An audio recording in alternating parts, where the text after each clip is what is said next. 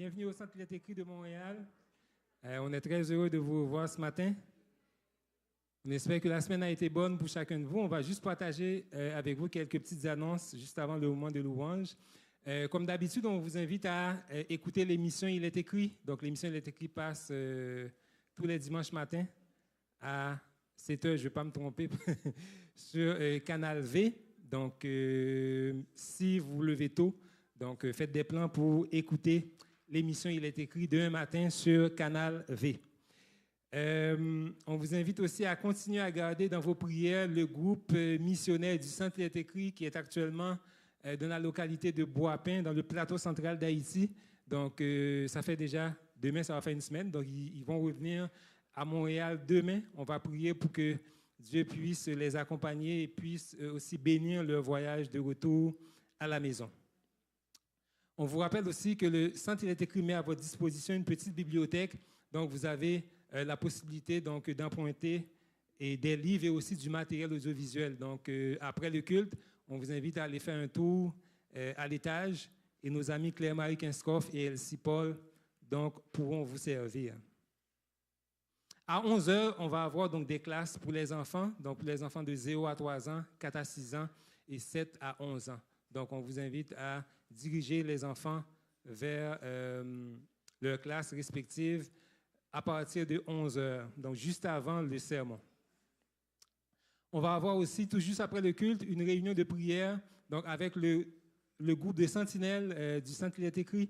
Donc, tout de suite après le culte, aux environs de 12h30, on va se réunir ici. Si vous voulez passer un petit moment en prière, si vous avez des sujets, des requêtes de prière que vous aimeriez adresser à Dieu, donc vous êtes les bienvenus. Ça dure au maximum 30 à 40 minutes. On vous relâche tout de suite après. Si vous avez un appareil de télécommunication, tout ce qui peut sonner et distraire, donc on vous invite, s'il vous plaît, à le fermer. On ferme les cellulaires, on n'aimerait pas être dérangé pendant le culte. Et après le culte, tout de suite après la prière finale, on va vous demander de rester assis afin de permettre à l'équipe d'accueil d'organiser la sortie. Et ça permet aussi à ceux qui veulent rester dans la salle pour méditer sur le sermon du jour, donc de pouvoir le faire dans le silence et la tranquillité. Justement, en parlant de silence, on va vous inviter à un petit moment de silence et aussi de méditation juste avant le moment de louange. Passez un très bon sabbat et que Dieu vous bénisse.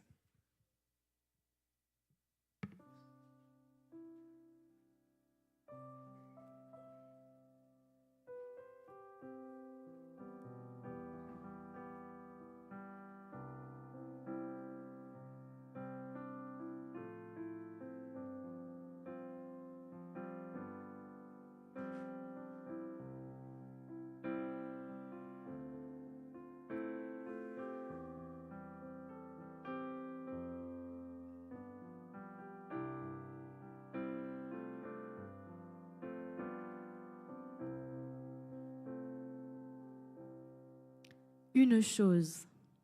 Quelle est cette chose à laquelle j'aspire, que je désire ardemment? Oui, mon désir, c'est d'habiter dans la maison de l'Éternel, non seulement maintenant ou aujourd'hui, mais tous les jours de ma vie. Dans Psaume 84, les versets 5 et 6, voici ce que nous pouvons y lire. Heureux ceux qui habitent ta maison, ils peuvent te célébrer sans cesse. Heureux ceux qui trouvent leur force en toi. Ils trouvent dans leur cœur des chemins tout tracés.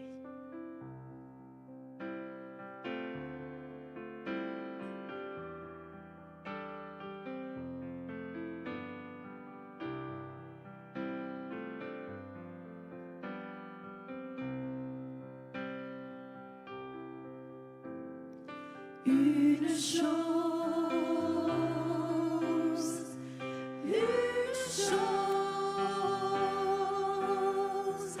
Une chose que je désire ardemment, je voudrais habiter dans la maison du Seigneur tous les jours de ma vie, admirer sa beauté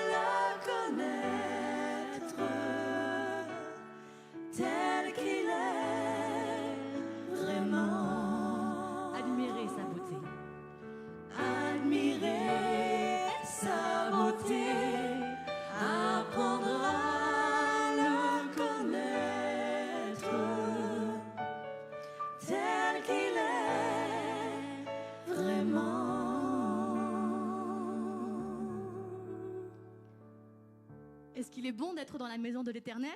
Amen. Et de le célébrer. Psaume 84, verset 11 dit « Mieux vaut un jour dans tes parvis que 1000 ailleurs. » Êtes-vous d'accord avec cela?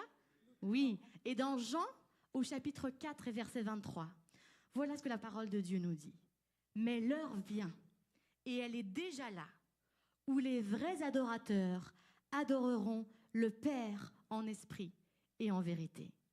En effet, ce sont là les adorateurs que recherche le Père. »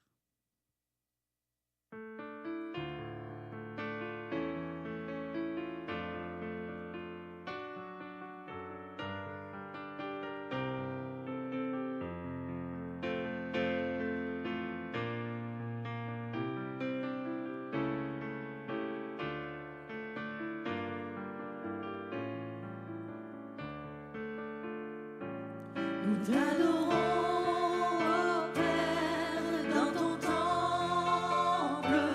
Nous t'adorons en esprit et en vérité. Tu habites nos louanges. Nous t'adorons en esprit et en vérité. Car un jour près de toi vaut mieux que 1000 ailleurs. Je désire habiter dans ton temple. Car un jour près de toi vaut mieux que 1000 ailleurs. Je désire habiter dans ta maison, Seigneur. Nous t'adorons, ô Père, dans ton temple. Nous t'adorons en esprit et en vérité. Tu habites nos louanges. Nous t'adorons en esprit et en vérité. Car un jour près de toi vaut mieux que 1000 ailleurs. Je désire habiter dans ton temple. Car un jour près de toi vaut mieux que 1000 ailleurs. Je désire habiter dans ta maison, Seigneur. Je désire habiter dans ta maison, Seigneur. Je désire habiter dans ta maison, Seigneur. Oui Seigneur, je désire habiter dans ta maison.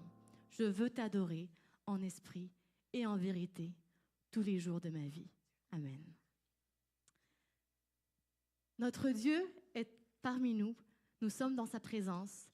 Nous lui avons dit que nous voulons l'adorer dans son temple et que la chose que nous désirons ardemment, c'est d'habiter dans sa maison. Alors pourquoi pas le louer et le remercier pour nous avoir créés et pour aussi nous avoir donné la capacité d'être vivants et de le chanter.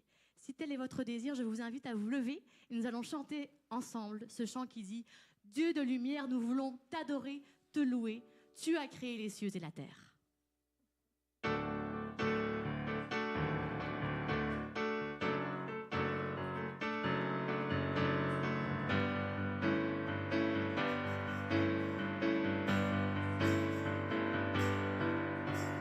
Dieu de lumière, nous voulons te louer et de tout notre cœur te chanter. Tu as créé les cieux et la terre. Dieu de lumière, nous voulons t'élever et dans nos vies entières t'honorer. Tu es celui dont l'amour dure à toujours.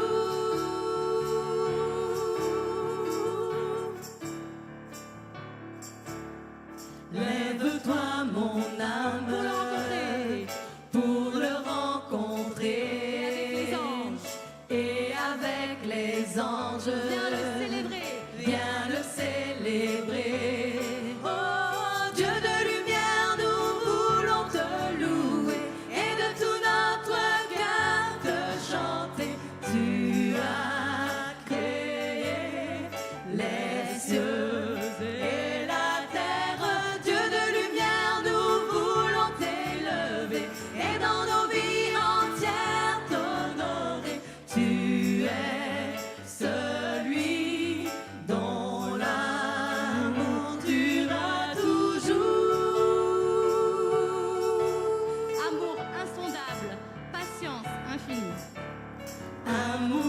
insondable, patience infinie, grâce incomparable qui nous rend la vie. Oh Dieu de lumière, nous voulons te louer et de tout notre cœur te chanter. Tu as créé les cieux et la terre. Dieu de lumière, nous voulons t'élever et dans nos vies entières t'honorer. Tu es celui dont l'amour durera toujours. Oui, le Seigneur Dieu est celui qui nous a créés. Nous voulons le louer, nous voulons l'exalter et nous voulons lui dire merci Seigneur pour être ici parmi nous et merci pour ta présence dans nos vies. Notre désir ce matin, c'est le mien et j'ai aussi l'assurance que c'est le vôtre. C'est que nous voulons nous rapprocher du Seigneur à chaque instant. Que ce matin, nous puissions lui dire Seigneur, je veux n'être qu'à toi. Je désire me rapprocher de toi. Je suis là, reçois de moi le parfum qui t'est dû. Reçois-moi tel que je suis. Je viens à toi ce matin et je veux te chanter.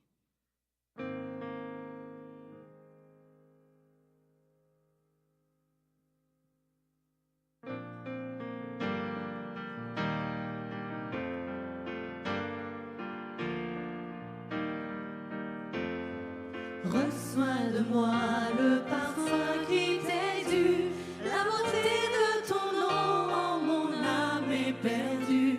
Je veux n'être qu'à toi, Jésus, je t'aime. Reçois du peu que je trouve à donner, tout l'amour que mes yeux n'ont pas su te montrer. Je veux n'être qu'à toi, Jésus, je t'aime. Rien n'est plus beau que ton nom, rien n'est plus saint que le sang du pardon. Je veux n'être qu'à toi, Jésus mon roi. Je ne veux rien que vouloir te louer, adorer ton saint nom et ta fidélité. Je veux n'être qu'à toi, Jésus, je t'aime. Je veux porter et laver à ta croix les pensées de mon cœur dans le cœur de tes voix. Je veux n'être qu'à toi, Jésus, je t'aime. Rien n'est plus beau que ton nom, rien n'est plus saint que le sang du pardon. Je veux n'être qu'à toi, Jésus mon roi. Reçois l'adoration, tu es le roi de gloire, notre victoire. Digne es-tu, Seigneur, Emmanuel, Dieu de lumière élevé dans les cieux, rempli de grâce et de paix, environné de louanges et de feu, gardien de l'éternité. Pourquoi quitter ce palais de bonheur pour un sentier de misère? Par quel amour les chemins de ton cœur ont su trouver nos prières? Reçois l'adoration, tu es le roi de gloire, notre victoire. Digne es-tu, Seigneur, Emmanuel. Reçois l'adoration, tu es le roi de gloire, notre victoire. Digne es-tu, Seigneur.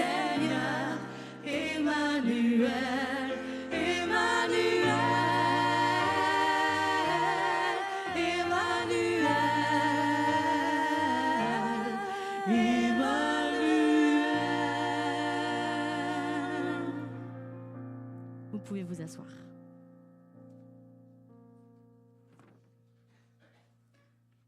Glorifier Dieu dans les différents aspects de notre vie.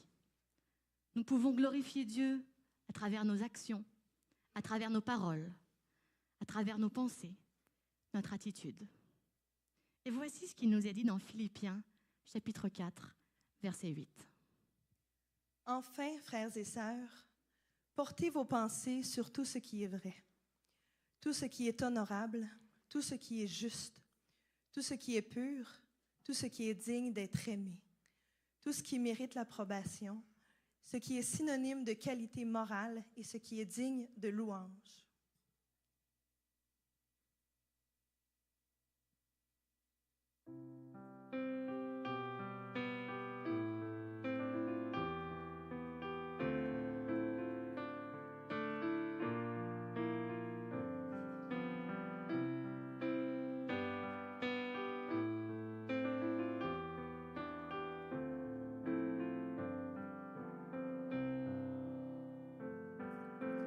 Que ma vie te glorifie, que ma vie te glorifie, Seigneur. Que mes pensées, Que mes pensées te glorifient, que mes pensées te glorifient, Seigneur. Que l'Église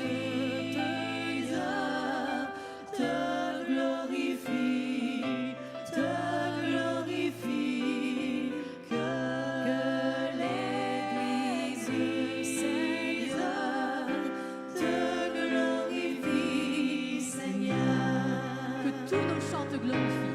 Que tous nos chants te glorifient, que tous nos chants te glorifient, Seigneur. Oui, te glorifie, Seigneur.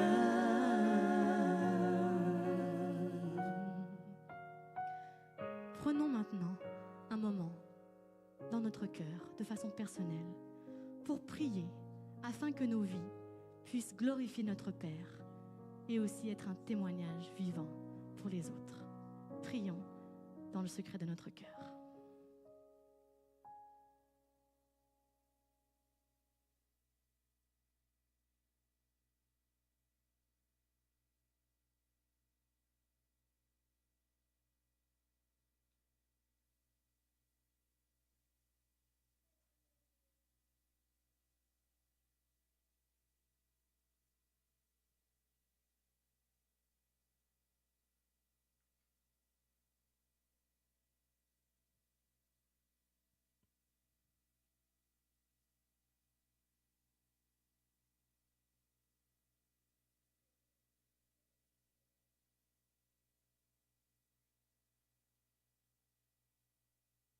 Notre Père, notre Dieu, reçois ce matin l'offrande de notre cœur en signe de reconnaissance et d'amour pour ta paix, pour ta grâce, pour la vie.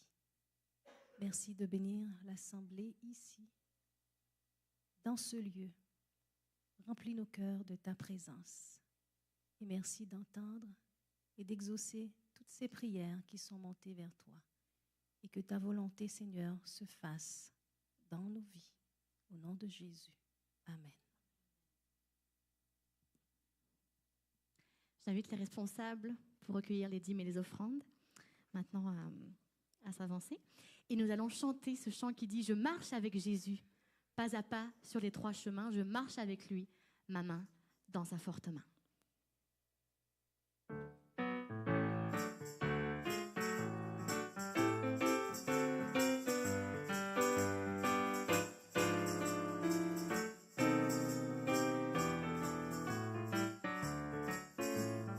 Je marche avec Jésus, pas à pas sur les droits chemins. Je marche avec Jésus, ma main dans sa forte main. Jésus me précède, il m'entoure et partout me suit. Et sans cesse il m'aide dans la voie qui mène à la vie. Je marche avec Jésus, pas à pas sur les droits chemins. Je marche avec Jésus, ma main dans sa forte main. Jésus me précède, il m'entoure et partout me suit. Et sans cesse il m'aide dans la voie qui mène à la vie. Et sans cesse il m'aide dans la voie qui mène à la vie.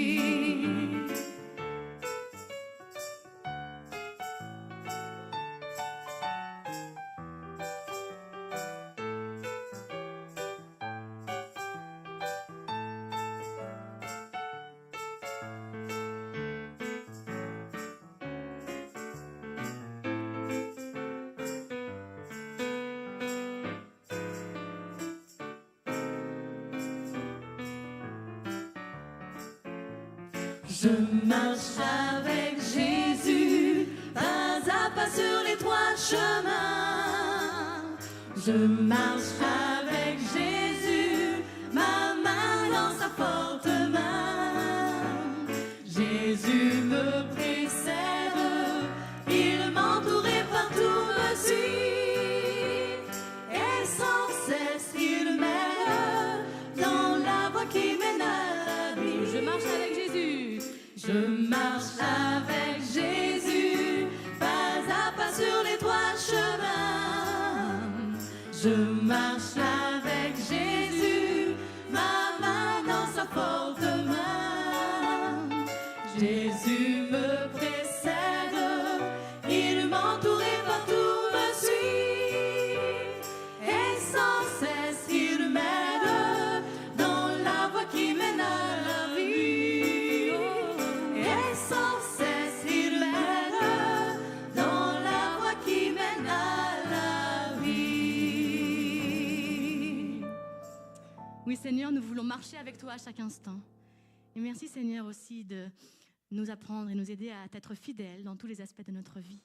Merci, Seigneur, de bénir ce qui a été recueilli et que cela puisse servir grandement à l'avancement de ton œuvre, non seulement ici au Québec, mais aussi partout dans le monde.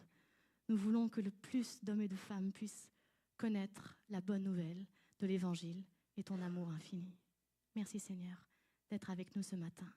Et alors que nous allons maintenant chanter ce chant qui dit « Manifeste ta présence », oui, nous voulons que ta présence soit manifestée en ces lieux, que tu puisses préparer nos cœurs à recevoir ta parole ce matin. Sois aussi d'une façon toute spéciale avec celui qui partagera ta parole. Bénis-le, que ton Saint-Esprit le remplisse et que nous puissions être édifiés ce matin par ta parole. Au nom de Jésus, nous avons prié. Amen.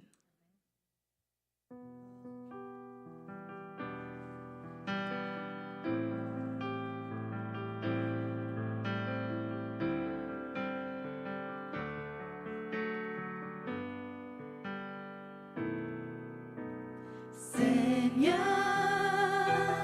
viens ranimer le feu que tu as mis en moi. Toi seul peux m'éclairer. Viens, Seigneur, m'ouvrir les yeux. Manifeste ta présence et convainc-moi de ta puissance. Revêt-moi de ta sainteté, surprends-moi par ta beauté. Manifeste ta présence et convainc-moi de ta puissance. Revêt-moi de ta sainteté, surprends-moi par ta majesté.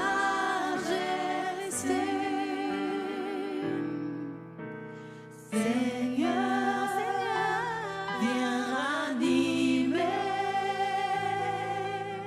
le feu que tu as mis en nous. Toi seul peux tout changer. Viens, Seigneur, nous ouvrir les yeux. Oh, manifeste ta présence et convainc-nous de ta puissance. Revêt-nous de ta sainteté, surprends-nous par ta beauté. Manifeste ta présence et convainc-nous de ta puissance. Revêt-nous de ta sainteté, surprends-nous par ta majesté. Surprends-nous par ta majesté. Surprends-nous par ta majesté.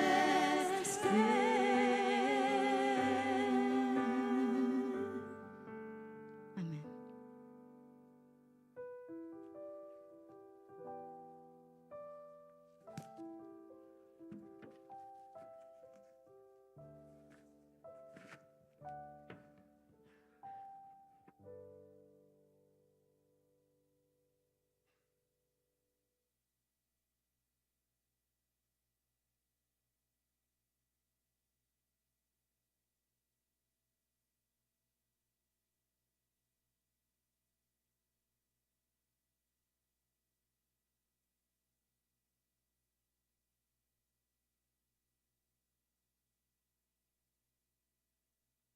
Bonjour.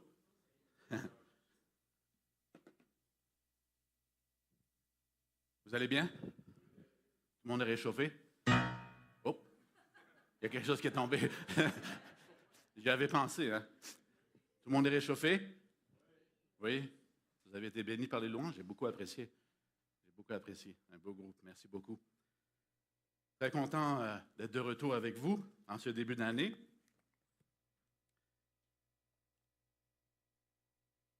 Je ne vais pas vous demander de quoi on avait parlé la dernière fois que j'étais ici. Je sais que ça fait quelques semaines. Mais est-ce que vous vous souvenez un petit peu qu'on avait dit, on avait parlé de Romains, on avait dit « le juste vivra par la foi », n'est-ce pas? Vous vous rappelez? On avait regardé dans le livre des Romains parce qu'on voulait étudier un petit peu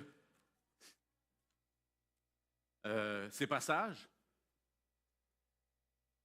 Ce matin, on avait parlé de la bonne nouvelle. Oui, c'est ça, je voulais parler. La bonne nouvelle, l'Évangile, le juste vivra par la foi. On avait parlé de la restauration de l'image de Dieu en nous, n'est-ce pas?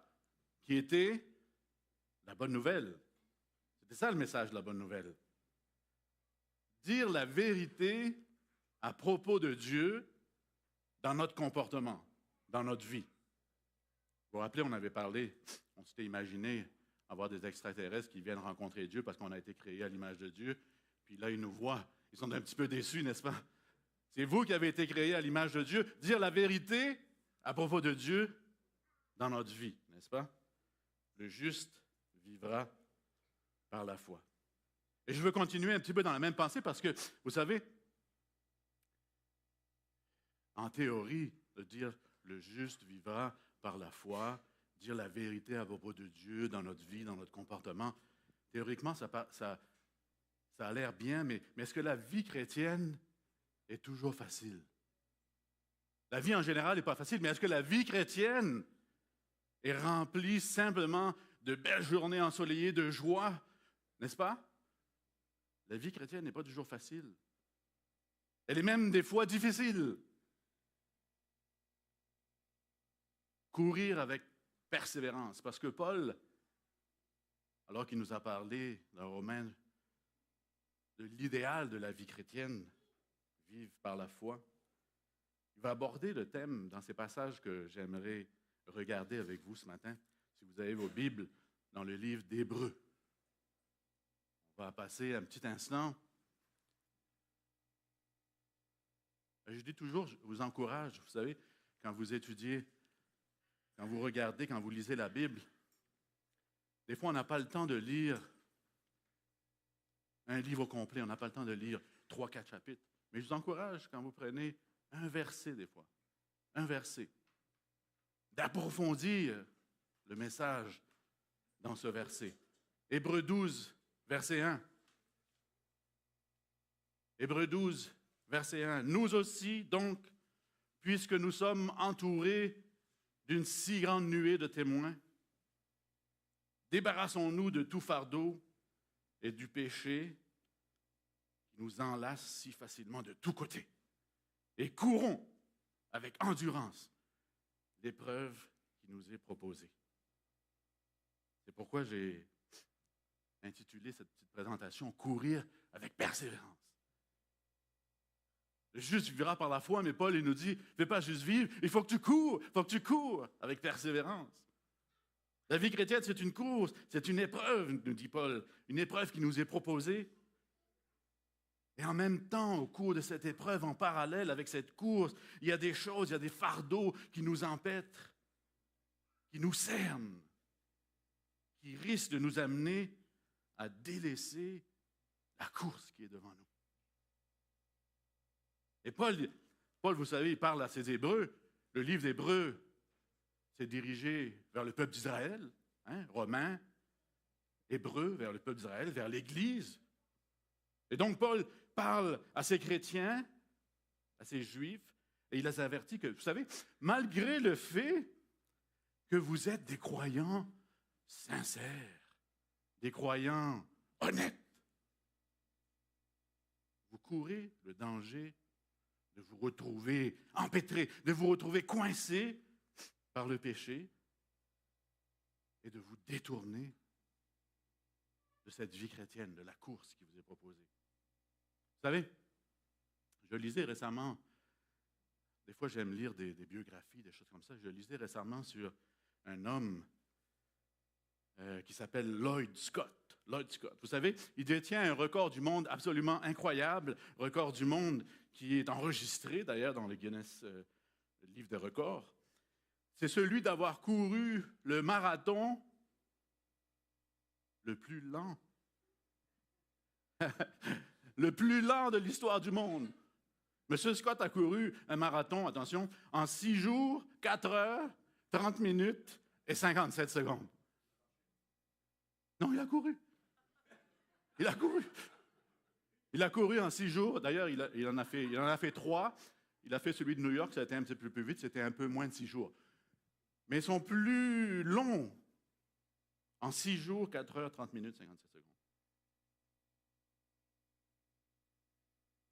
En faisant ces marathons, vous savez, c'était pour des œuvres de bienfaisance. En fait, il a ramassé des centaines de milliers de dollars pour la lutte contre la leucémie enfantine dont il avait souffert lui-même. Et vous savez, ce qui est intéressant, c'est que M. Scott courait le marathon avec un équipement de plongée et avec les bouteilles et avec les palmes et tout, de 130 livres sur lui. Ça explique pourquoi il a couru ça en 6 jours. 130 livres sur lui avec les palmes, le masque, les bouteilles et tout. Pendant 6 jours, 3 fois, pour ramasser des dons pour la lutte contre la leucémie infantile. Et quand Paul écrit, vous savez, courons l'épreuve qui nous est proposée, débarrassons-nous de tout fardeau. Il dit en fait, enlevez ce fardeau, cet équipement de plongée que vous avez sur le dos quand vous courez. Débarrassez-vous de ce fardeau qui est sur vos épaules. Parce qu'il est possible que nous nous accaparions de choses, vous savez, dans la course que nous menons dans la vie chrétienne, des fardeaux qui nous ralentissent. Notre équipement de plongée, là, chrétien, sur le dos. Souvent, on ne s'en rend même pas compte. On ne s'en rend pas compte. On ne s'aperçoit même pas qu'on court avec un équipement de plongée, avec un fardeau sur le dos, parce que ces choses, petit à petit, tranquillement, en viennent à prendre toute la place dans notre vie. C'est ce que Paul veut nous dire. Et vous savez, pour Paul, si vous lisez souvent les lettres de Paul, vous savez que le concept de la vie chrétienne pour lui, en tant que course, une lutte, une épreuve, ce n'est pas quelque chose de rare pour lui. Paul utilise souvent cette métaphore. Acte 20, au verset 24, il va écrire à l'église d'Éphèse, « Ma vie m'importe peu, je ne lui accorde aucun prix. Mon but, c'est d'aller jusqu'au bout de ma course et d'accomplir pleinement le service que le Seigneur m'a confié. » 1 Corinthiens 9, au verset 24, « Ne savez-vous pas que sur un stade, tous les concurrents courent pour gagner? Et cependant, un seul remporte le prix. Courez! Courez donc!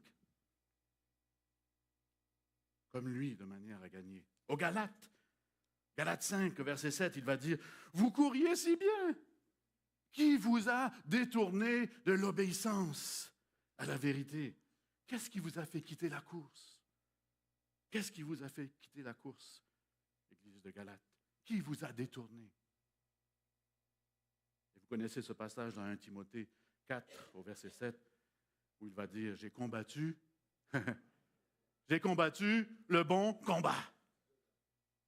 J'ai achevé ma course. J'ai gardé la foi. » C'est intéressant parce que, un petit aparté là, entre nous, là, j'ai combattu le bon combat, j'ai achevé ma course. Il n'a pas dit qu'il a gagné.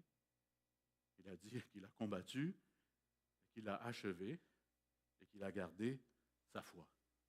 Ça, c'est sa victoire. Hein? On s'entend?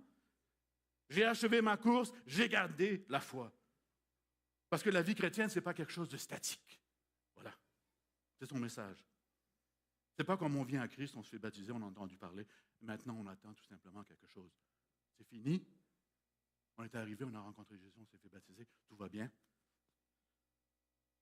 On attend la récompense en essayant de ne pas trop faire grand-chose. Non. C'est bien plus que ça, dit Paul. C'est une course, c'est une épreuve. Il y a une progression, il y a du mouvement. Il faut avancer, il faut courir, n'est-ce pas? Je sais qu'on n'entend pas, on n'aime pas toujours entendre ça. Parce que souvent, on a cette philosophie, vous savez que, moi, la vie chrétienne, ça devrait être facile. Parce que Dieu, c'est Dieu. Donc, si je suis avec Dieu, Dieu c'est mon Père, Dieu est avec moi, ça va être facile, n'est-ce pas? On entend souvent cette philosophie chrétienne, n'est-ce pas? On n'aime pas trop entendre, il faut avancer, il faut courir, c'est une course. Et Paul nous dit, pour y arriver, il faut courir avec, pas simplement courir, il faut courir avec endurance. Avec persévérance, l'épreuve qui est devant nous. Endurance, persévérance, discipline. Pour moi, c'est un langage qui s'adresse à des athlètes. Vous savez, on ne va pas prendre les joueurs du Canadien comme exemple, ça va mal. Non. Un athlète olympique. Un athlète olympique. Endurance, persévérance, discipline. Sinon, tu ne peux pas arriver.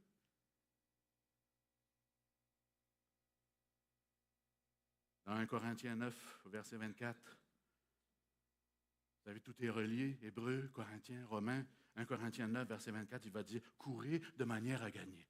Moi, j'aime beaucoup ça. Courez de manière à gagner. Tous les athlètes s'imposent une discipline sévère dans tous les domaines pour recevoir une couronne, c'est ce qu'on parlait tout de suite, qui pourtant sera bien fanée parce que vous savez, à ce moment-là, ceux qui gagnaient, ils avaient une couronne de fleurs, n'est-ce pas? Qui sera vite fanée, alors que nous aspirons à une couronne qui ne se flétrira jamais. N'est-ce pas? Une couronne de gloire. C'est pourquoi, si je cours, ce n'est pas à l'aveuglette. Si je m'exerce à la boxe, ce n'est pas en donnant des coups en l'air. Je traite durement mon corps, je le maîtrise sévèrement, j'en fais mon esclave même. De peur qu'après avoir proclamé l'Évangile, je me trouve moi-même disqualifié. Disqualifié. Vous savez, il y a de l'intensité là-dedans. N'est-ce pas, Moshe? Il y a de l'intensité. Il y a de l'émotion dans ces mots. J'aime. Si je vais participer à cette course, je ne vais pas le faire à moitié, en courant de tous les bords comme un aveugle. Je ne vais pas juste surfer tranquillement comme un chrétien du samedi. Là. Oh, le samedi est là. Ah! Sans porter attention sérieusement à Dieu ou à sa parole. À chaque moment de ma vie, je traite durement mon corps. Si je m'exerce à la boxe, je ne vais pas le faire n'importe comment. Si si je m'exerce à la vie spirituelle, si je cours le chemin de la vie chrétienne, je ne vais pas le faire à moitié comme un aveugle, sans savoir ce que je fais.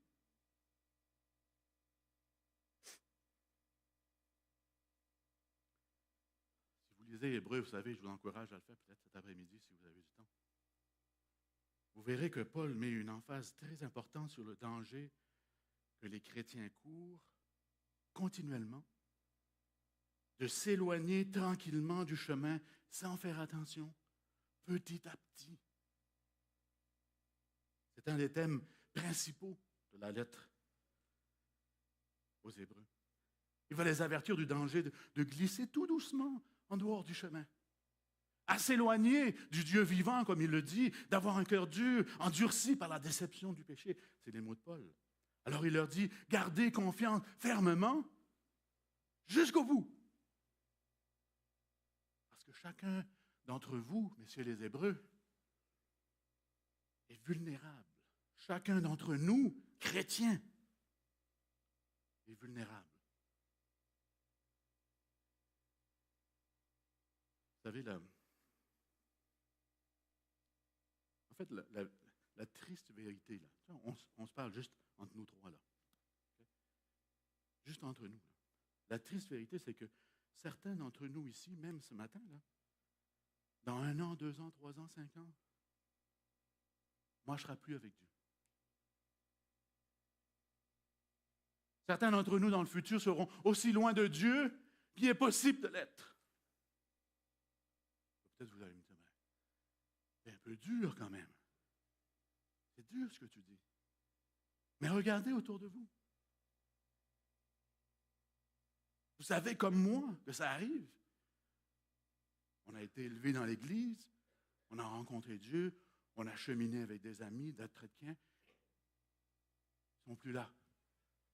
Ils ont disparu. Ils sont partis. Les églises se vident. À chaque 10-15 ans, presque les églises ont changé de visage. Ça arrive année après année après année.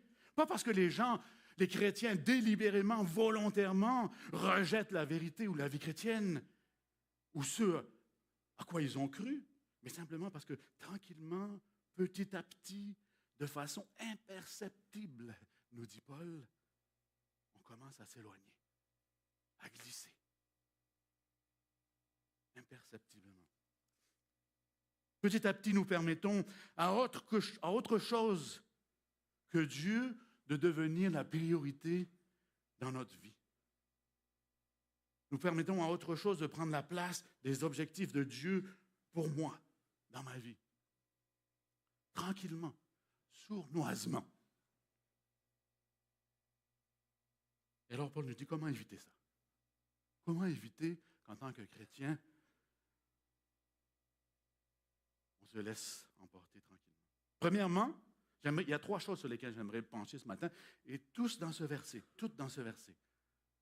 3 choses. Paul nous dit qu'il faut observer, porter attention. Deuxièmement, il nous dit il faut connaître les obstacles qui sont devant toi. Il faut savoir à quoi tu fais face. Et finalement, 3e chose, il faut être conscient de l'objectif. Soyez attentifs à l'objectif final. On va passer quelques instants sur ces 3 choses. Premièrement, nous dit Paul, il faut observer. Portez attention. Ne faites pas les choses comme un aveugle, sans savoir où vous allez. Portez attention. On retourne à ce verset, Hébreux 12, verset 1. Nous donc aussi, puisque nous sommes entourés d'une si grande nuée de témoins, qui sont ces témoins dont parle Paul?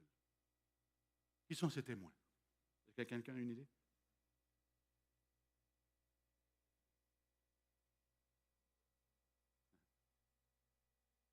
Si vous lisez Hébreux 11, vous allez voir que Paul, en fait, fait référence à Hébreux. Hébreux 11, c'est un chapitre qui est très connu, n'est-ce pas? Hébreux 11, le chapitre de la foi, les géants de la foi, les grands de la foi. Et Paul va faire référence.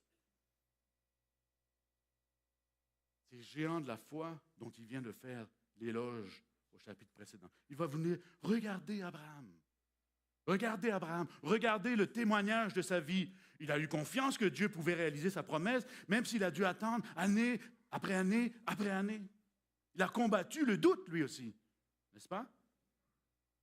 Cette chose même que Dieu, cette promesse que Dieu lui avait faite et qui semblait impossible au départ et qui devenait de plus en plus irréalisable à mesure que les années passaient et que sa femme vieillissait.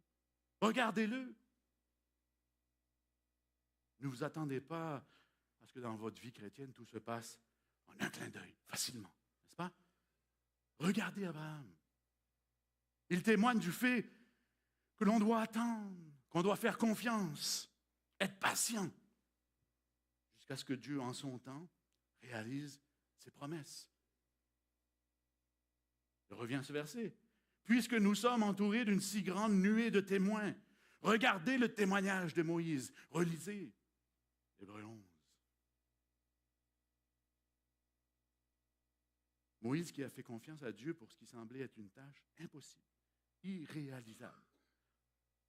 En fait, complètement à l'extérieur de ses capacités. Ça vous est jamais arrivé de faire face à quelque chose comme ça? Complètement à l'extérieur de ses capacités, de sa zone de confort. Je ne peux pas faire ça. Il va dire à Dieu, qui suis-je? Dieu va lui dire, je serai avec toi.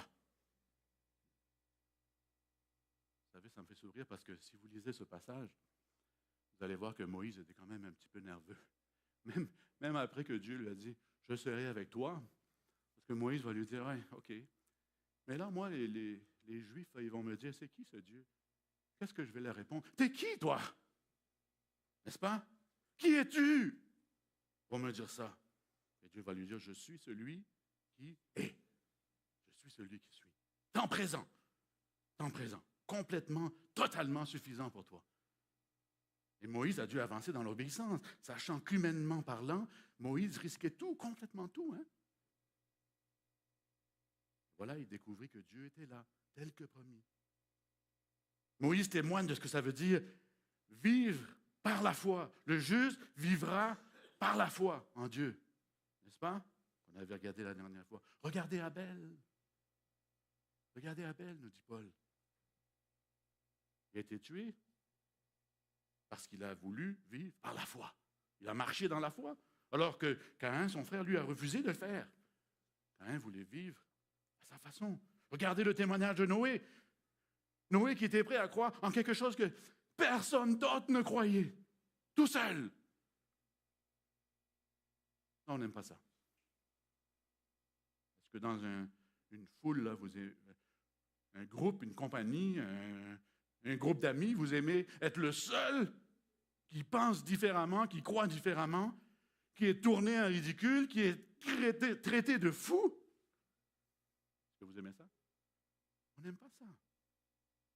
Personne d'autre ne croyait à ça. Mais Moïse a cru parce que Dieu a dit. Dieu a dit, je crois. Et la liste est longue. Des hommes, des femmes qui avaient, chers amis, des tas de raisons pour abandonner, des tas de raisons pour glisser, des tas de raisons pour s'éloigner. Mais qui ne l'ont pas fait, qui témoignent, comme nous dit Paul, du fait qu'aujourd'hui, on peut faire confiance à ce Dieu qui est tout, immuable, fidèle, même quand on ne peut pas voir, qu'on ne peut pas comprendre, qu'est-ce qu'il fait. Même quand on ne peut pas comprendre, qu'est-ce qu'il fait. Noé ne comprenait pas tout à fait ce que Dieu voulait faire. Vous êtes d'accord avec moi? Il va tomber de la pluie. Hein? Il n'avait jamais vu de la pluie. Il ne comprenait pas tout à fait. C'est pourquoi Paul, on revient au chapitre 11, verset 39, tout cela, en parlant de ces témoins, j'ai perdu, est-ce que tu peux avancer en haut, s'il te plaît?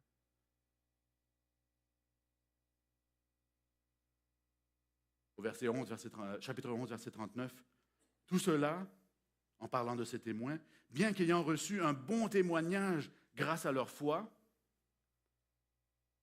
est-ce que c'est possible en haut d'avancer le... C'est pas grave, on va continuer. Tout cela, bien qu'ayant reçu un bon témoignage grâce à leur foi, n'ont pas obtenu ce qui leur était promis, car Dieu avait en vue quelque chose de meilleur pour eux. Meilleur pour eux. Parce que personne obtient tout ici-bas. Mais continuez de faire confiance, c'est ça le message. Continuez de faire confiance, continuez de persévérer. C'est ça le témoignage des géants de la foi. Persévérance, vous savez. Merci. Vous savez ce mot persévérance, qui est si important dans le Nouveau Testament. Vous connaissez ce passage de l'Apocalypse. Oui, tu as de la persévérance. Apocalypse 2, verset 3. Tu as souffert à cause de mon nom. Tu ne t'es pas lassé. Tu as de la persévérance. Persévérance. Parce que c'est un fait que souvent on se décourage. Peut-être c'est juste moi. Je ne sais pas si vous, dans votre vie, dans votre marche chrétienne, peut-être c'est juste moi, je ne sais pas. Souvent on se décourage. Je me lasse. Il y a de ces moments dans notre vie chrétienne où oui, on se demande ce que Dieu fait. On se demande même s'il fait quelque chose.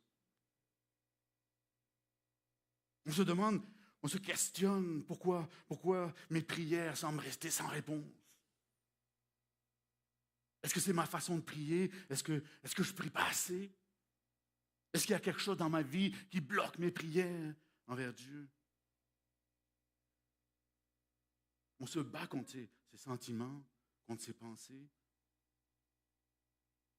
Peut-être même dans les moments les plus difficiles, on se pose la question, est-ce que c'est vrai? Est-ce que c'est vrai? À quoi est-ce que j'ai cru? Il y a tellement de maux, de malheurs, de violences partout. Pourquoi est-ce que Dieu ne se rend pas plus visible? Pourquoi Dieu n'est-il pas plus présent? Que tout le monde puisse croire en lui. Toutes ces questions sont légitimes. Parce que, vous savez, toutes ces questions ont été posées avant vous. Ne nous décourageons pas en tant que chrétiens, parce que des fois, on se pose des questions. Toutes ces questions ont été posées avant nous. Elles ont été posées sur la croix. N'est-ce pas? Mon Dieu, pourquoi m'as-tu abandonné? Toutes ces questions ont été posées par ces géants de la foi, les Hébreux, dans Hébreux 11. Parce que malgré qu'il y ait eu des victoires, des miracles, de la foi, il y a eu de la peur, il y a eu du désappointement, il y a eu des défaites, il y a eu des prières non répondues.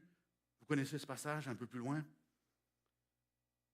D'autres ont été, Hébreux 11, verset 35, d'autres ont été torturés, n'ont pas accepté de délivrance afin d'obtenir une meilleure résurrection. Ils ont subi les moqueries, le fouet, les chaînes, la prison. Ils ont été lapidés, mis à l'épreuve, sont morts, tués par l'épée, sont allés d'un endroit à l'autre, habillés de peaux, de brebis, de chèvres, privés de tout, persécutés, maltraités, eux dont le monde n'était pas digne.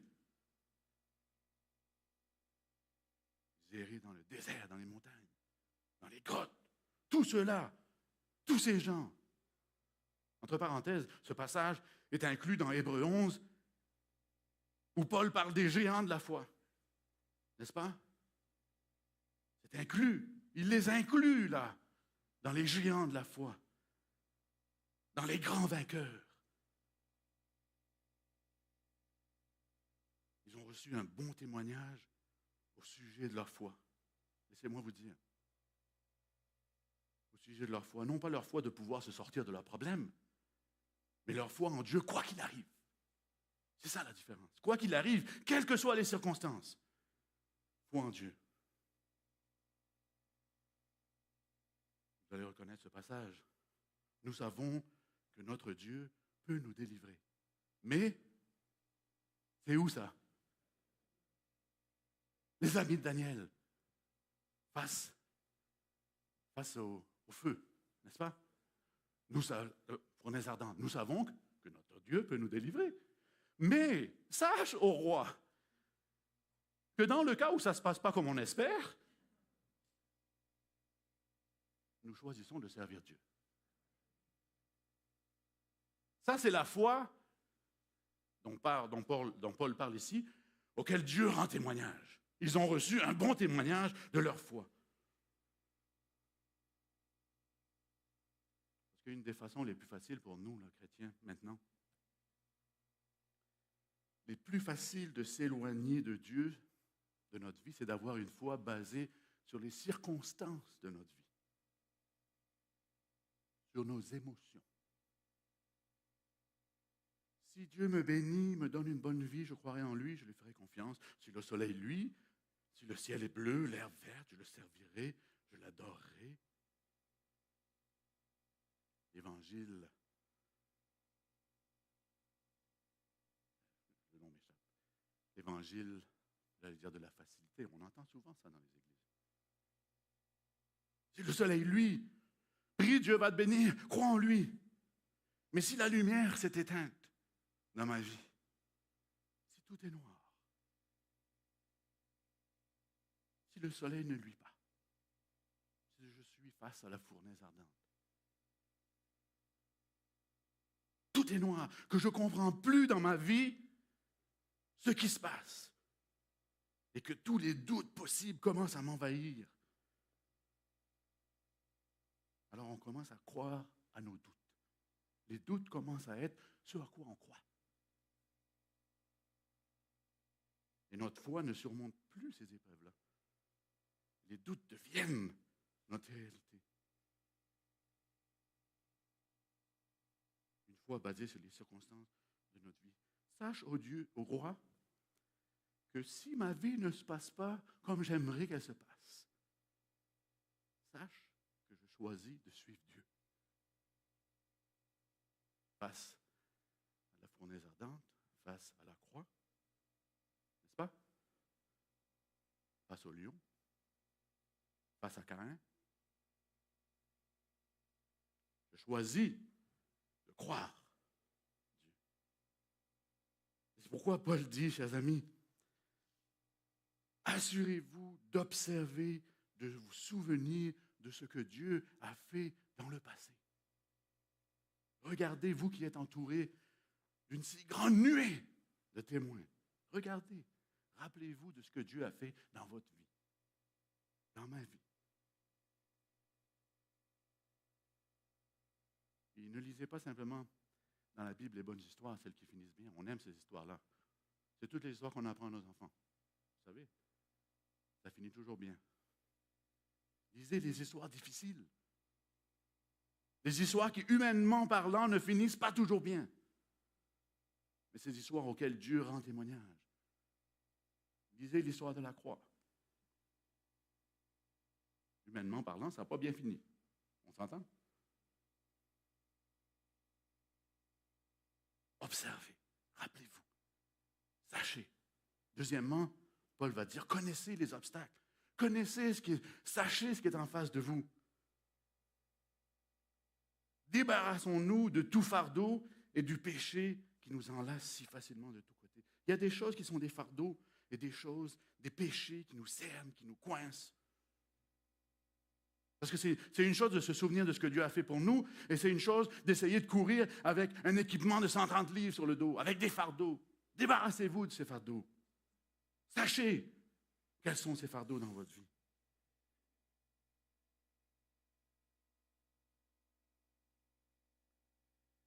Vous savez, ces fardeaux qu'on porte des fois en tant que chrétien, ce n'est pas nécessairement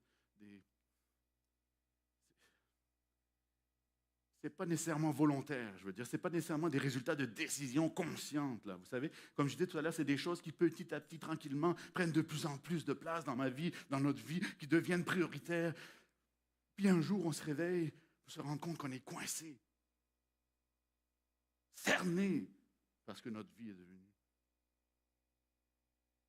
Vous savez, ce n'est pas nécessairement des choses, des mauvaises choses. Vous savez, des mauvaises choses. Les choses mauvaises sont faciles à voir. Je suis sûr qu'il n'y a pas beaucoup d'entre vous qui passez votre semaine à voler. N'est-ce pas? Ben, j'espère, en tout cas. Vous avez l'air très tranquille tout d'un coup, là. Je me demandais.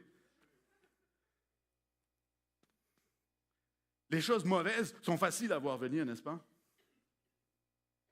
C'est souvent des choses qui semblent inoffensives qui nous mettent dans le trou parce que justement, on pense que ces choses-là, c'est OK. C'est pas grave, c'est pas grave. Quand Jésus fut tenté dans le désert, vous savez, c'est intéressant de regarder ça parce que quand il fut tenté dans le désert, il n'y a aucune des tentations qui, en fait, était quelque chose qui était interdit, qui était mauvais. En soi-même, n'est-ce pas? Ce n'est pas interdit de faire du pain avec des pierres. Il n'y avait aucune loi qui disait tu ne feras pas du pain avec des pierres. Il n'y avait pas de loi contre ça. Il n'y avait pas de loi contre le désir de faire confiance à Dieu, que Dieu le sauverait d'une chute du temple. Il n'y avait rien de mauvais en soi. La tentation était différente. Les tentations les plus difficiles sont celles où le mal utilise des choses qui intrinsèquement, je vais y arriver, ne sont pas mauvaises, mais qui se retrouvent intégrées dans notre vie pour les mauvaises raisons. Vous savez, la mauvaise façon.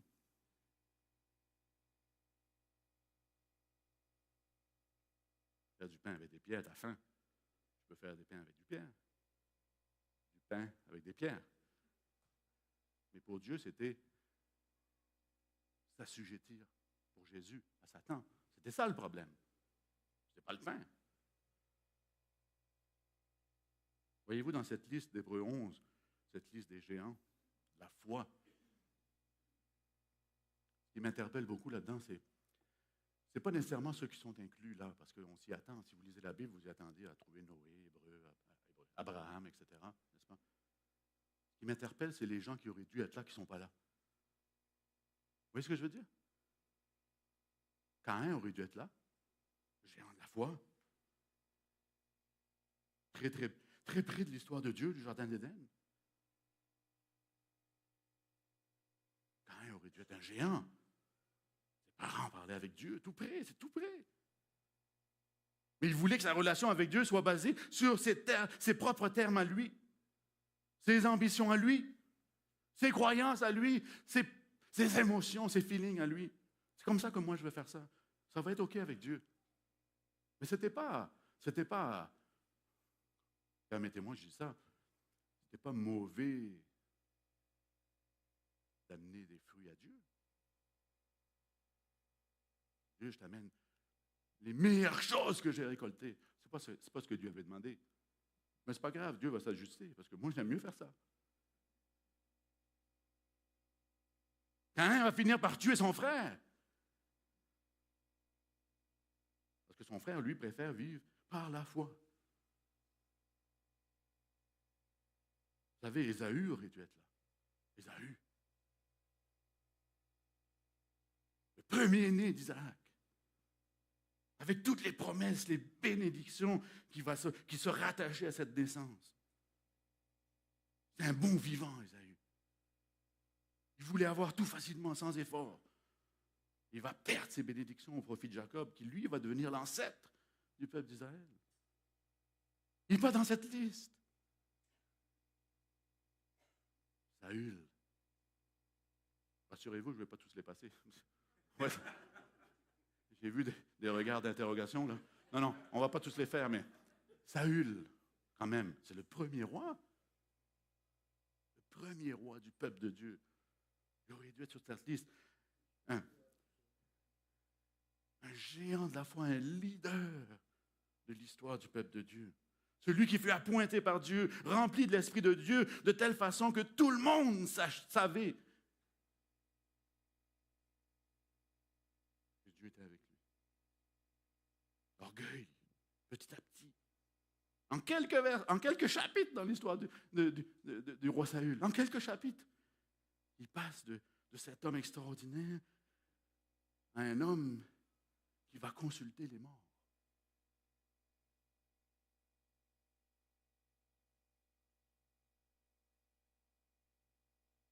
Est-ce qu'il y a une histoire plus triste? Des fois, je pense à ça. Est-ce qu'il y a une histoire plus triste, en même temps plus représentative d'un éloignement de Dieu presque imperceptible? Imperceptiblement, je suis là. Imperceptiblement, je suis là. Tout d'un coup, je me retrouve là.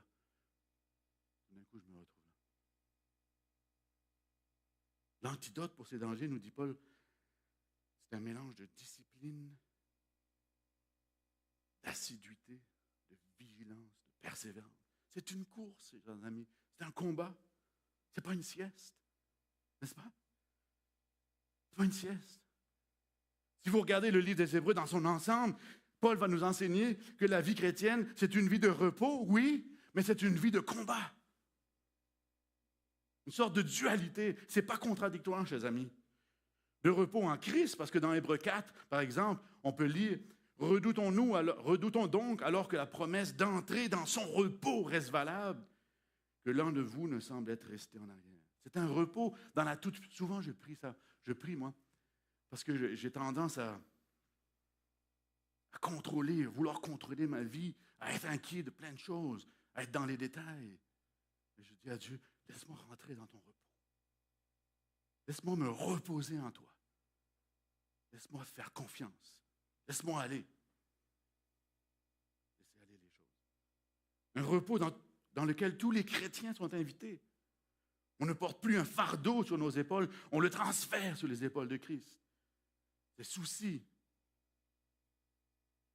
ces difficultés. Venez à moi, vous tous, qui êtes fatigués, qui êtes courbés, chargés sous un fardeau, je vous donnerai du repos. Acceptez mes exigences. Laissez-vous instruire par moi. Car je suis doux, humble de cœur, et vous trouverez le repos pour votre âme. Quelqu'un qui est fatigué, qui est chargé. Est-ce que des fois, ça vous arrive d'être fatigué, d'être chargé, n'est-ce pas?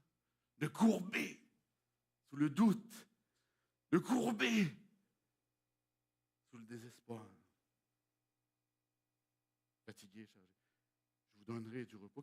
Qu'est-ce que Dieu veut dire par là? Qu'est-ce que Dieu veut dire? Jésus, en fait, veut dire par « je vous donnerai du repos ». Si vous portiez un gros fardeau qui vous ralentit, physiquement, là, vous avez un gros fardeau sur les épaules, et je viens, je vous dis « laisse-moi te donner du repos ». À quoi est-ce que vous attendriez de moi? À quoi est-ce que vous attendriez de moi? Est-ce que vous attendriez à ce que je vous donne un livre expliquant toutes les techniques nécessaires pour pouvoir porter votre fardeau? Est-ce que ça serait de vous donner du repos?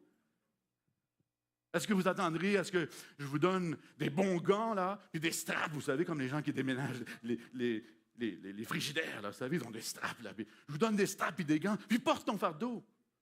Non? Est-ce que vous attendriez à ce que je chante à côté de vous pour vous encourager? J'espère que vous n'attendriez pas à ce que je chante, mais en tout cas. Mais est-ce qu'en tant que chrétien, on ne veut pas ça souvent? Entre nous, là. Vous savez, mon frère, fatigué, chargé sur son fardeau, je vais prier pour toi. Je vais prier pour toi. N'oublie pas. C'est pas parce que c'est pas bien. C'est bien de prier les uns pour les autres. Si je disais que j'allais vous donner du repos, vous attendriez à ce que je prenne votre fardeau. En tout cas, moi, c'est ce que je m'attendrais de vous. Tu me dis, viens, là, t'es chargé, là, je vais te donner du repos. Je vais te donner mon fardeau. C'est un des aspects les plus merveilleux de l'Évangile, vous savez. Que nous puissions trouver le repos dans la présence de Dieu, dans sa force. Et ça, c'est le repos dont parle Paul. Mais en même temps, Paul va dire, il y a donc un repos, oui, réservé au peuple de Dieu, ça, il parle du sabbat. Car celui qui rentre dans le repos de Dieu se repose de ses œuvres, comme Dieu s'est reposé des siennes. Efforçons-nous donc d'entrer dans le repos. Ça semble un peu contradictoire, n'est-ce pas? Fais un effort pour te reposer. Efforçons-nous d'être au repos. Parce que voyez-vous, il y a un endroit de repos en Christ, et il y a un endroit de combat. La vie est un combat pour rester dans le repos. Vous comprenez? Un combat dans la vie chrétienne pour rester dans le repos de Dieu. Débarrassons-nous de tout fardeau et du péché qui nous enlace si facilement de tous côtés. Il faut de la discipline. On parlait de ça tout à l'heure, vous savez, la persévérance, la discipline, comme un athlète, l'endurance. Il faut être vigilant.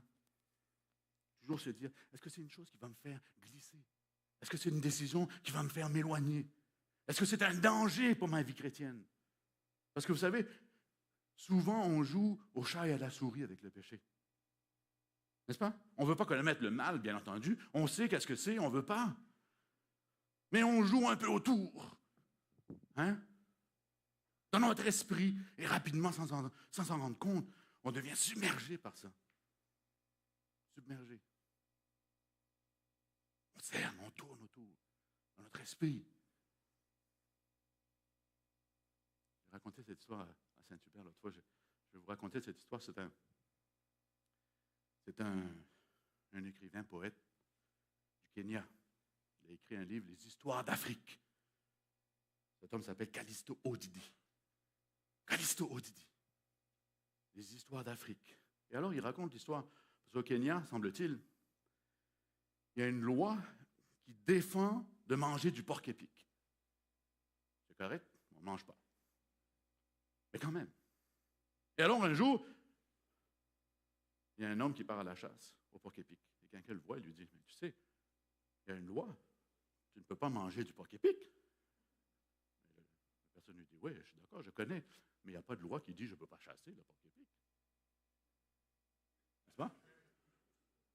OK. Un petit peu plus tard, quelqu'un le voit en train de porter un porc-épic sur ses épaules. Il lui dit, hey, attention, tu sais qu'il y a une loi qui t'interdit de manger du porc-épic au Kenya. Il dit, oui, je sais, mais il n'y a pas de loi qui m'empêche de porter un porc-épic.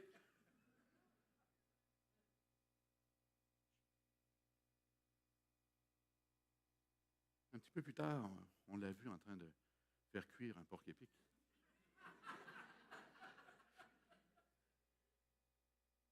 On lui a dit, tu sais, tu n'as pas le droit de manger du porc-épic. Il dit, ah, je sais. Mais il n'y a aucune loi qui m'empêche de faire cuire un porc-épic. Et l'histoire continue jusqu'à ce que quelqu'un le voit en train de lécher son porc-épic et qu'il lui a dit, tu ne peux pas manger du porc-épic. Il a dit, il n'y a aucune loi qui m'empêche de lécher mon porc-épic. Vous savez comment l'histoire finit? C'est pourquoi Paul dit, débarrassons-nous de tout fardeau, du porc-épic, oui, mais de tout fardeau et du péché qui nous enlace si facilement de tous côtés. Ne jouez pas avec le péché. Ne jouez pas avec les choses qui, vous savez, dans votre conscience de chrétien, vous entraînent irrésistiblement. Parce que Paul, il veut tellement montrer que ce combat est sérieux, il va dire aux Hébreux, au chapitre 12, verset 4, « Vous n'avez pas encore résisté jusqu'au sang. » Vous n'avez pas encore résisté jusqu'au sang en luttant contre le péché. Certains d'entre vous ne prennent pas ce combat au sérieux. Vous ne résistez pas au péché. Vous glissez irrésistiblement.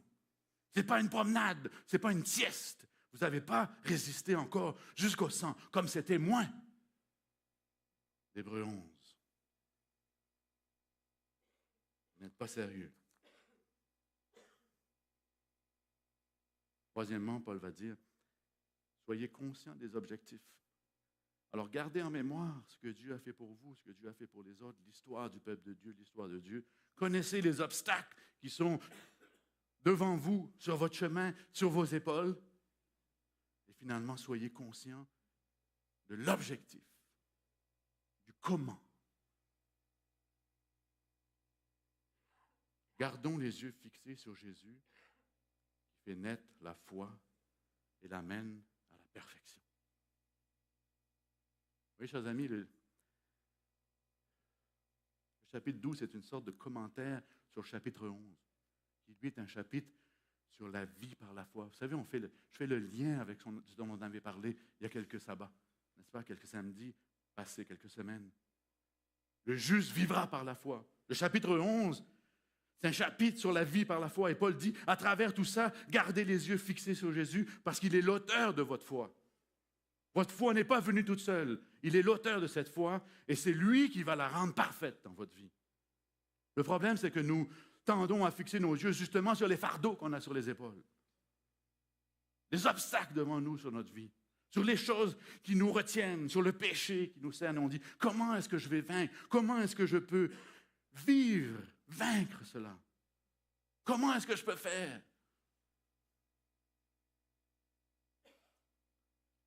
Souvent, là, quand on est face à des choses dans notre vie de chrétien, chers amis, c'est là qu'on a le moins envie de parler à Dieu. C'est là qu'on a le moins envie de prier. Quand on sait quand on sait qu'on est tombé, quand on sait qu'il y a des choses dans notre vie, des obstacles, on s'éloigne de Dieu. On ne veut pas aller vers lui. On ne veut pas encore être là. Pourtant, Paul dit, non, garde les yeux fixés. C'est lui qui a fait naître cette foi en toi. C'est lui qui va l'amener à la perfection. C'est toi, Jésus, qui a ouvert ce chemin pour moi. C'est toi qui vas le compléter. C'est ça le message, chers amis. C'est ça le message. C'est la simple vérité dans tout ça, que vous savez, la chose qu'il faut retenir, ceux qui sont là ce matin et qui nous regardent. La simple vérité, c'est que Jésus est plus soucieux de moi que moi je suis de lui. Ça, je vous garantis. Là. Jésus est plus soucieux, Dieu est plus soucieux de moi que moi je le suis de lui. Il m'aime bien plus que moi je l'aime. Garanti. Garanti. Il vous guidera. Il vous donnera ce repos spirituel face aux difficultés, face aux doutes. Il produira en nous cette réflexion, cette image de qui il est, pour que nous puissions vivre par la foi. Le juste vivra par la foi. Le juste vivra par la foi. Et j'aime finir avec ce dernier texte. Même livre, Hébreux 13. Jésus-Christ est le même hier, aujourd'hui, éternellement. Dieu, le témoin, vous savez, le Dieu des témoins d'Hébreux 11, le Dieu de ces géants de la foi, le Dieu dans lequel ils ont cru, le Dieu dans lequel Daniel s'est confié, à qui ils ont fait confiance envers et contre tout, c'est le même Dieu. Le même hier, aujourd'hui, éternellement. Il témoigne pour nous que nous vivons aujourd'hui avec le même Dieu, chers amis, totalement, entièrement, complètement fidèle. C'est ça le message. Hébreux 11. Hébreux 11. Je reviens sur ce Hébreux 12, verset 1. Nous aussi donc, puisque nous sommes entourés d'une si grande nuée de témoins, débarrassons-nous de ce fardeau, du péché, et courons. Je vous encourage à courir, chers amis, avec endurance, à vous préparer comme des athlètes, disciplinés, avec l'endurance, pour que comme Paul, on puisse dire bientôt, j'ai achevé la course. Ah. C'est pas grave où vous arrivez, en le temps qu'on achève la course. J'ai gardé la foi. Je vous encourage, j'aimerais même prendre quelques instants pour prier ensemble, si vous voulez bien. Si vous voulez vous lever. Avant que le groupe de louanges va revenir, je pense, mais juste pour vous lever un instant, qu'on puisse prier.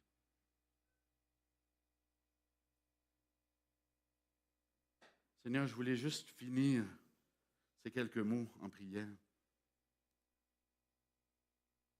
Parce que c'est tellement un défi, c'est tellement un challenge qui est devant nous, cette vie chrétienne dans laquelle tu nous as engagés, cette foi que tu as fait naître en nous, Seigneur, cette rencontre avec toi.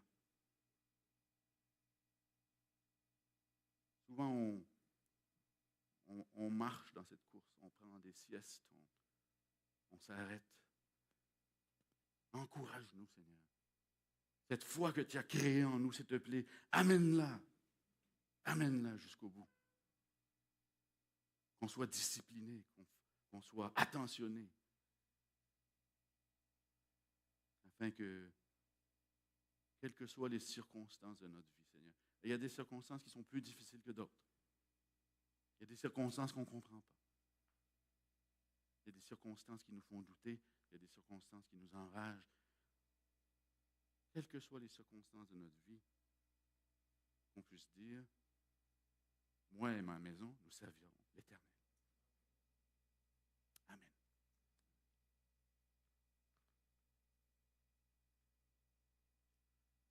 On va chanter avec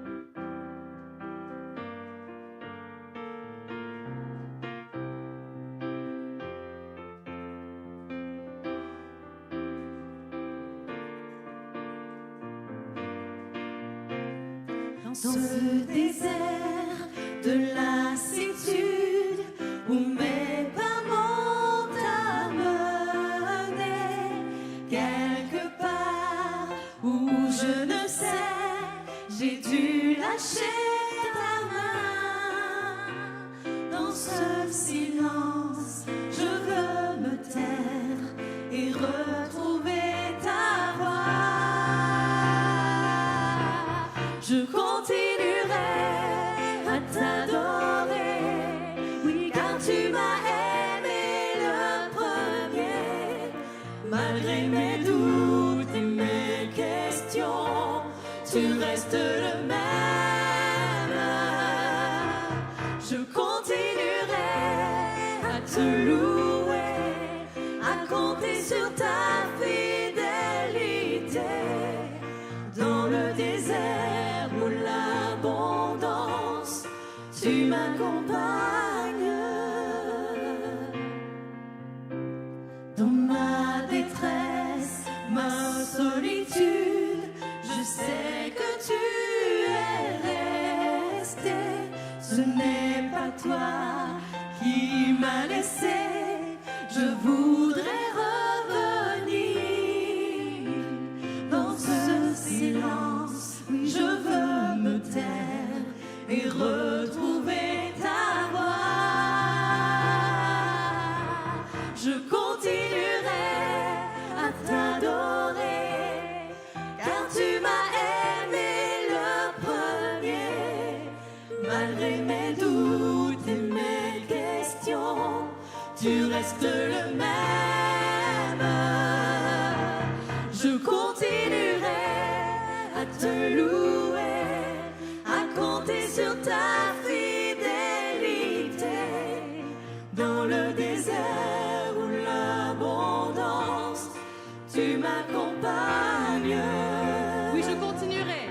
Je continuerai à t'adorer, car tu m'as aimé le premier.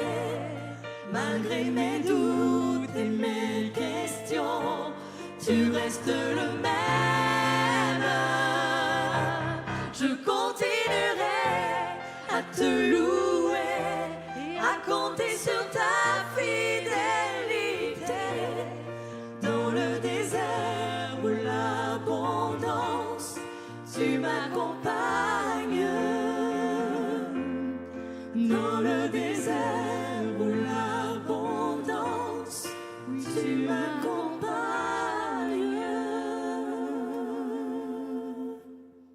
Que Dieu vous accompagne cette semaine, qu'il vous garde et qu'il vous bénisse. Bon sabbat à tous.